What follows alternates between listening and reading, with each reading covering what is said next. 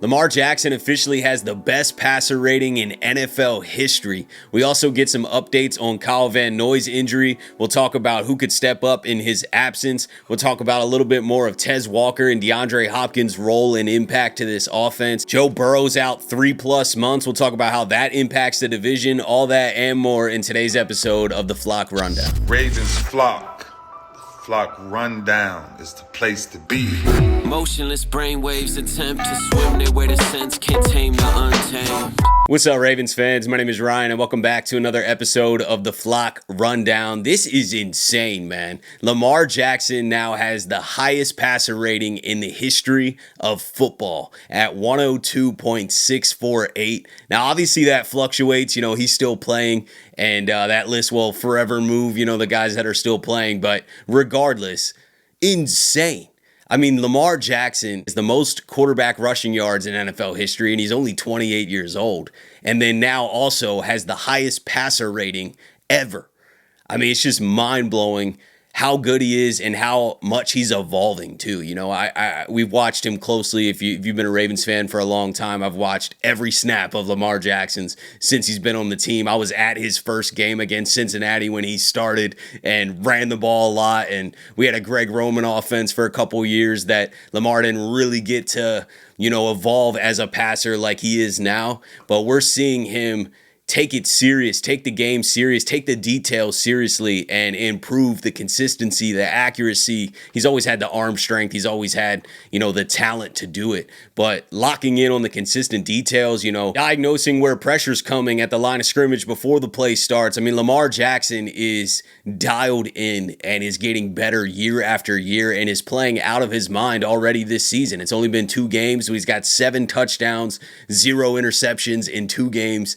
And he continues to just blow my mind, man. Honestly, I think this is the greatest football player in the world. Definitely the greatest quarterback in the world. Obviously, you know, the overhanging narrative is people are just going to bring up the playoff performances and whatnot. But I also want to look at the sample size. Yes, in some big moments, the team has not put it all together and went on a Super Bowl run. But Lamar's just really entering his prime. And with how competitive he is, I really don't see him slowing down this progression either. Like, as he ages well into his 30s, he'll lose a little top end speed, but he doesn't really have a full sprint in his entire career. I mean, we haven't really seen Lamar fully take off anyway. I don't think he's going to lose a lot of that elusiveness in the pocket. He's definitely not going to lose the pocket awareness. That'll only get better. And what he's doing with his arm and his mind right now, I think is only going to get better. I've said this a million times, but we are insanely blessed and spoiled as Ravens fans to have a quarterback of this caliber who consistently is getting better too. You know, we have not seen peak Lamar Jackson, and that is scary because he's the best in the world right now. And, you know, 1 Super Bowl, he's going to be on every all-time list ever. He's going to be one of the top 5, top 10 at least quarterbacks in the history of the game. And well-deserved too, you know, well-deserved. It's time that he gets his flowers. And I really can't speak highly enough of Lamar Jackson. His evolution is what impresses me the most, man. I know he's an insane elite competitor because nobody would keep working and keep studying the details like he is to improve like he is year after year if you're not that type of competitor. You know, he's accomplished so much, especially during the regular season. He could end up kind of plateauing, you know, as a player and not keep evolving, not keep getting better. Some players plateau. A lot of players plateau. And Lamar Jackson's not. It's a steady climb year after year, game after game, it seems like. I mean, Lamar Jackson is that dude, man. I swear he's one of the all-time greats. And, you know, a Super Bowl might be preventing that from a media narrative or things like that, but I don't really care. I don't even watch mainstream media that much, but us Ravens fans know what we got, man. We know how special Lamar Jackson is, and this is just the cherry on top now that he's the highest passer rating or has the highest passer rating in the history of football. That's the cherry on top to what we're watching, you know, every single Sunday or every week. Lamar Jackson is mind-blowing. I mean, this guy is doing everything right, and even when the run game gets shut down in a game like yesterday, Lamar takes over in that second half. So shout out to Lamar Jackson, man. Keep doing what you're doing. I will not take a second for granted that Lamar Jackson is the quarterback of the Baltimore Ravens, and I hope we win 5 Super Bowls and that this can last forever. Week 3 of the NFL season is here, and there are some banger matchups, especially Monday night. And this year, I've teamed up with DraftKings Sportsbook to bring you guys an incredible offer. New customers bet $5 and get $200 instantly in bonus bets. That's right, just bet $5 and get $200 instantly in bonus bets. Stay in on the action and use your bonus bets on DraftKings same-game parlays for a shot at an even bigger payout. And when you guys sign up, just make sure you use my promo code TFR.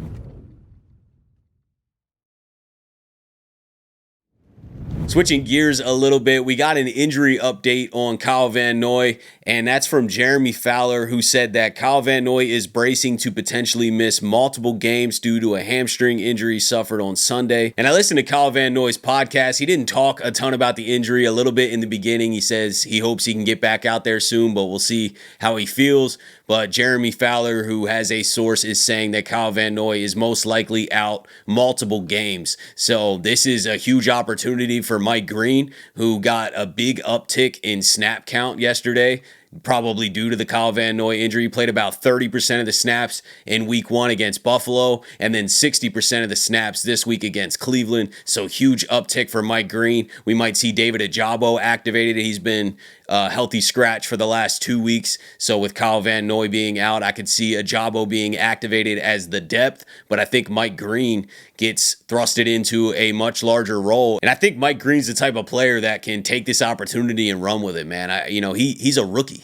This is his second. He just had his second NFL game. He's going to learn so much. He's going to get a lot better than he is currently, and the talent is obvious. So I'm excited to see Mike Green in a bigger role. Also wishing a speedy recovery for Kyle Van Noy, man. I think Kyle Van Noy is an asset to the Ravens. This is not a good thing that he's out for a few weeks. Marlon Humphrey's also a little banged up with an injury as well, so we'll see how that progresses. John Harbaugh didn't elaborate on the injuries at all. I don't think we're going to know much until those injury reports later in the week, but according to Jeremy Fowler, most likely the Ravens are going to be without Kyle Van Noy for the next few games. So let's go Mike Green. And one potential free agent replacement that we have talked about many times adding to the pass rush room is Jadeveon Clowney, but he has officially signed with the Dallas Cowboys, so he is now no longer an option. And I really don't think that the Ravens are going to go get a free agent option at this point. I mean, if that lingers or something more serious happens or we lose another player in the edge room, then possibly. But if Van Noy's just out a couple weeks, I really think Ajabo's activated and Mike Green's just going to play a ton. That does seem the route to go. I think that's the smartest route too. You want to get Mike Green reps. He's going to get better quickly if he's just out there on the field.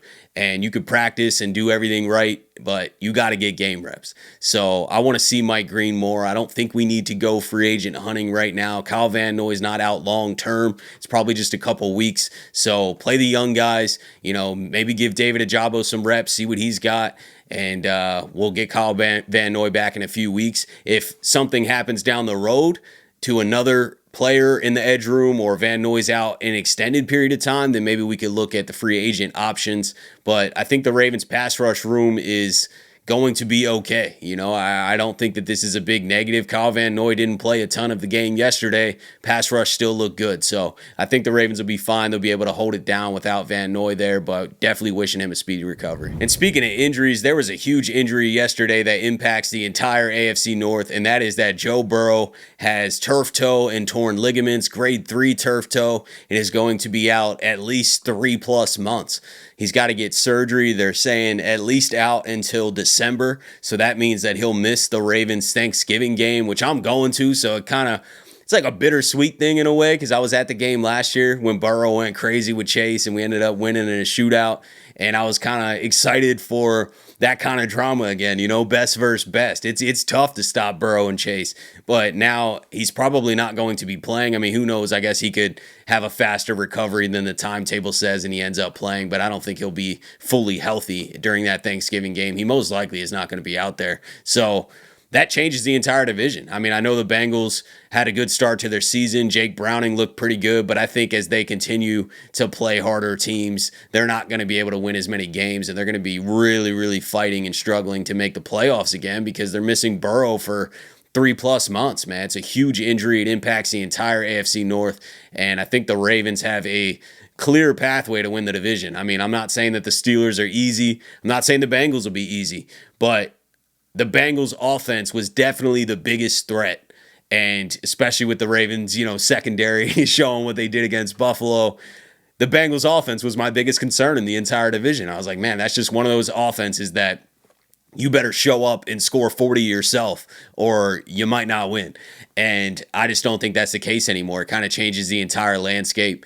And the Ravens, in my opinion, are in the driver's seat to win the AFC North again. But I'm never rooting for injuries to anybody in the NFL. So I do wish Joe Burrow a speedy recovery. I hope he can play in that Thanksgiving game. I hope he's back soon. I wish every team was at their best and injuries didn't exist. But unfortunately, that's just not reality. Shifted back to the Ravens pass game led by Lamar Jackson. I wanted to highlight DeAndre Hopkins, Tez Walker, and Tylan Wallace because these guys are not, the normal receivers that most people would talk about on the Baltimore Ravens. Maybe DeAndre Hopkins after last week, the one-hander in Buffalo and just his proven track record. I guess it's not maybe as a surprise to everyone that DeAndre Hopkins is still got it, is out there, with an elite contested catch ability, which is what we all kind of were hoping for. And I think we've gotten best case scenario through 2 weeks. I mean, we don't need to give DeAndre Hopkins a lot of volume, and look at the impact that he's making out there. He should have had 2 touchdowns yesterday and just massive catches while covered. He doesn't need to get separation.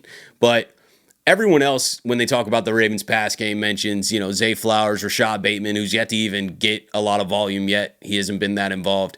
But unsung heroes, Tylan Wallace and Tez Walker stepping up, especially Tez Walker. 2 touchdowns yesterday, and I think Tez Walker's speed is something that the Ravens can use and keep him out there more often. We saw the type of offseason he's had. If you've been here following, every day of training camp all the way through, Tez Walker was a name we would mention every day, every other day. It just felt like constantly Tez Walker was out there making plays, and all the other players have been raving about him.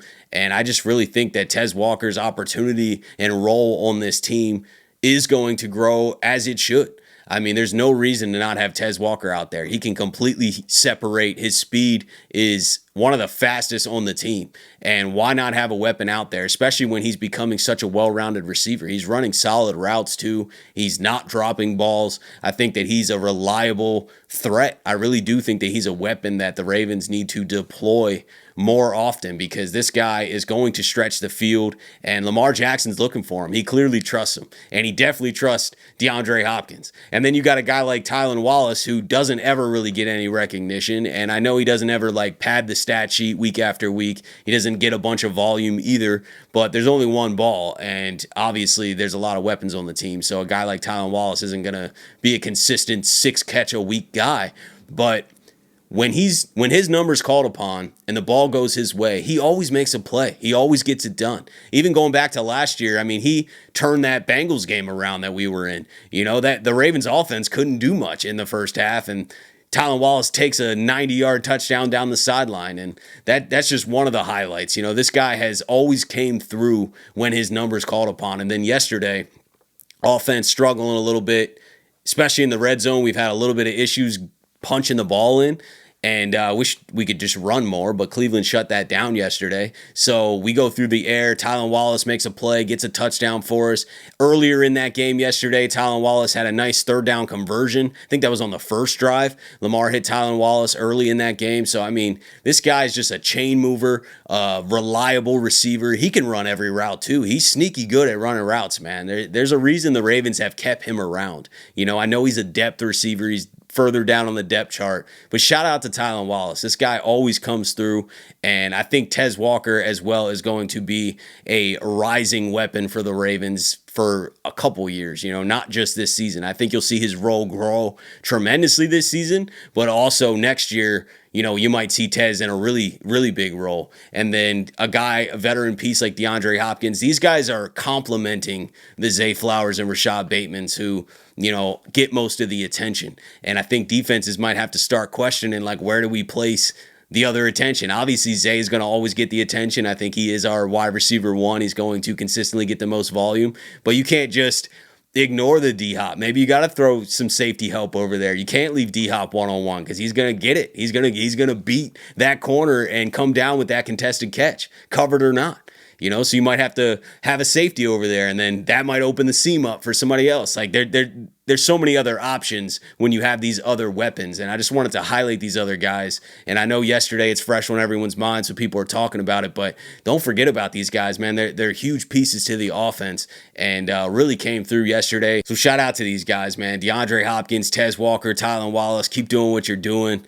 Rooting for you. The Ravens fans notice. If they don't, I'm trying to point it out because this offense is a lot better with this kind of depth. And we didn't really have that last year. Yeah, we had Tylan Wallace, but we had Nelson Aguilar in that position. Tez Walker was barely even active on game days. And when he wasn't out there much. And we didn't have DeAndre Hopkins. So this is some new weapons, some new juice added to this offense. And I think we're a lot better for it. But that's it for today's video, guys. I just wanted to come on here, go over some updates and some things that were on my mind. I'm going live with Noah again tonight to talk about that Browns-Ravens game a little further and just chop it up with you guys. So hopefully you guys tune in for that. But let me know what you guys are thinking about everything. Appreciate you guys, as always, for tuning in to another episode of the Flock Rundown. Have a beautiful rest of your day. And I'll let the greatest linebacker in the history of the game take us out. Ravens Flock. The Flock Rundown is the place to be. My man Ryan has been a lifelong Ravens fan since he was born. So I'm telling you now, it's about to go down. The podcast, the Flock Rundown. Ravens, baby. Nothing gets better than waking up and wondering how high we can fly. Tune in.